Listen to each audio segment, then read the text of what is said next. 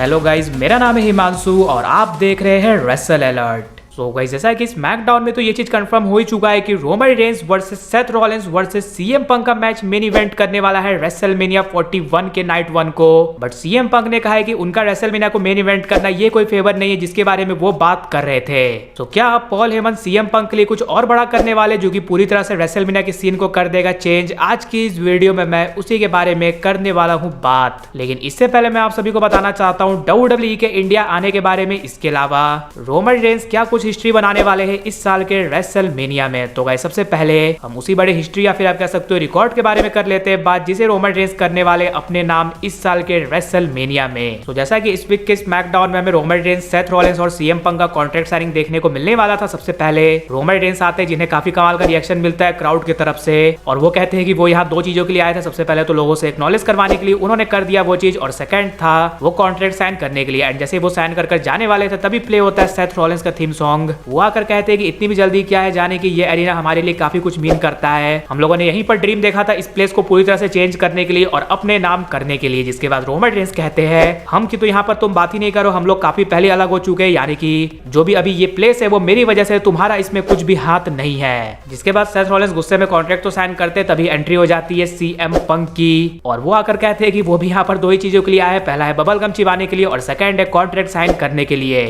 और जब वो कॉन्ट्रैक्ट साइन करने जाते हैं देन वो चीजों को अच्छी तरह से पढ़ने लगते हैं। इसके बाद पॉल हेमन जाते हैं सीएम पंक के पास एंड कहते हैं कि जो इस कॉन्ट्रैक्ट में तुम ढूंढ रहे हो वो ये चीज है, यानी कि तुम मेन इवेंट करने वाले हो रेसलमेनिया को। और ये चीज Paul Heyman and Roman Reigns ने मिलकर के, जिसकी वजह से हमें रोमन रेंस कहते हुए दिखते हैं कि किसी का रेसलमेनिया मेन इवेंट करना ड्रीम है तो किसी का फेवर है, और वो सीएम पंक को उन्हें एक्नॉलेज करने को बोलते हैं। सीएम पंक नीचे बैठकर रोमन रेंस को थैंक्स करते, उन्हें एक्नॉलेज भी करते, बट एट द एंड वो कहते हैं उनका रेसलमेनिया मेन इवेंट करना ये वो फेवर नहीं है जिसके बारे में वो बात कर रहे थे, यानी कि अभी भी कोई फेवर बाकी है। वो क्या कुछ हो सकता है उसके बारे में तो हम सब बात करेंगे, लेकिन हाँ, यहाँ से ये चीज तो कंफर्म हो चुका है कि Roman Reigns versus Seth Rollins versus CM Punk का ट्रिपल थ्रेट मैच नाइट 1 को करने वाला है मेन इवेंट। तो गाइस, इसी के साथ रोमन रेंस बनाने वाले हैं कुछ रिकॉर्ड, क्योंकि रोमन रेंस बनने वाले पहले सुपरस्टार जो कि 10 टाइम रेसलमेनिया को करने वाले मेन इवेंट। इतना ही नहीं, वो पहले सुपरस्टार बनने वाले हैं जो कि लगातार 5 साल रेसलमेनिया को करेंगे मेन इवेंट। तो कह सकते हो आप सब ये एक ऐसा रिकॉर्ड है जिसके आसपास तो अभी कोई भी नहीं भटक रहा है, यानी कि जिन्होंने बनाया है वो तो रिटायर हो चुके हैं। लेट्स सी कि क्या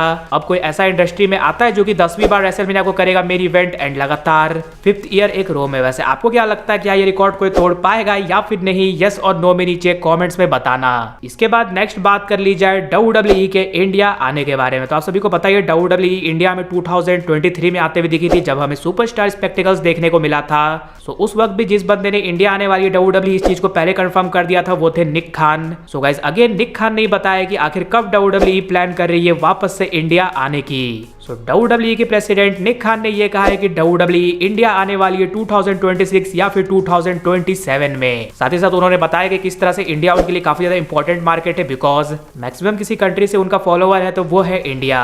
और अब तो आप सभी को पता है WWE नेटफ्लिक्स पर जाने वाली है अप्रैल से, तो अब हो सकता है WWE इंडिया के लिए भी कुछ करना करे शुरू।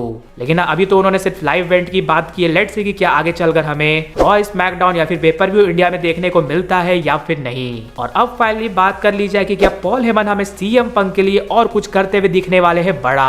तो जैसा कि ये फेवर वाली जो चीज है उसको WWE काफी पहले से कर रही है हाइप। सभी को जो पहले पॉसिबिलिटी लग रहे थे वो ये था कि पॉल हेमन हमें सीएम पंक को मेन इवेंट मैच देते हुए दिखेंगे। वो पॉसिबिलिटी तो अब खत्म हो चुका है क्योंकि सीएम पंक मेन इवेंट भी करने वाले और ये फेवर नहीं है। एंड सेकंड, जो लोग एक्सपेक्ट कर रहे हैं कि रेसलमेनिया में पॉल हेमन रोमन रेंस का नहीं बल्कि सीएम पंक का देने वाले हैं साथ। अब ऐसा हो तो सकता है, लेकिन हाँ, रेसलमेनिया में अगर ये चीज होती है देन उतना कुछ ज्यादा बड़ा सॉकर नहीं होगा, बिकॉज आधे लोग तो ये एक्सपेक्ट कर रहे हैं कि पॉल हेमन रोमन रेंस को छोड़ते हुए दिख सकते हैं। आधे लोग ये एक्सपेक्ट कर रहे हैं कि पॉल हेमन रोमन रेंस के साथ रहने वाले, यानी कि हो सकता है WWE फैंस को शॉक करने के लिए हमें कुछ करते हुए दिखे और बड़ा।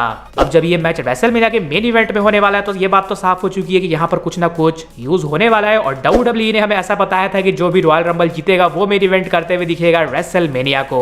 बट अब ऐसा नहीं होने वाला, because J Uso versus Gunther का मैच मेन इवेंट नहीं करने वाला है रेसलमेनिया को। सो जब वर्ल्ड हेवीवेट चैंपियनशिप का मैच मैच मेन इवेंट नहीं करने वाला है, तो हो सकता है WWE हमें कुछ ऐसी चीज करते हुए दिखे जिसकी वजह से इस मैच में हमें वर्ल्ड हेवीवेट चैंपियनशिप होते हुए दिखे इन्वॉल्व। जिसके बारे में मैंने आप सभी को इससे पहले वाली वीडियो में बताया था किस तरह से WWE ने अपने वेबसाइट पर भी इस चीज को पोस्ट किया था कि इस मैच में हमें एक स्टिपुलेशन रहते हुए दिख सकता है कि जो भी इस मैच को जीतेगा उसे चैंपियनशिप के लिए अपॉर्चुनिटी मिलेगी, वो भी रेसलमेनिया में ही। सो अगर WWE चाहे तो एक ऐसा स्टिपुलेशन ऐड कर सकती है कि नाइट 1 में जो भी इस मैच को जीतेगा वो हमें नाइट 2 में होने वाले गुंथर वर्सेस जे उसो या फिर John Cena versus Cody Rhodes के मैच में होता हुआ दिखेगा एड। ज्यादा चांसेस तो वर्ल्ड हेवीवेट चैंपियनशिप मैच में ऐड होने के रहेंगे।